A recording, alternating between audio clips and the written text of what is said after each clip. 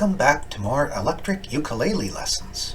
We're at jam level, so first is the clip and then the isolated track. And if you're a beginner, you might start with the earlier episodes where I go slower. Why an electric uke? It's something different. And if there's one thing the chicks dig, it's a man who plays. Well, alright, it's just something different. And to me, when you play an instrument like this, guitar or uke, you're part musician and part electrician.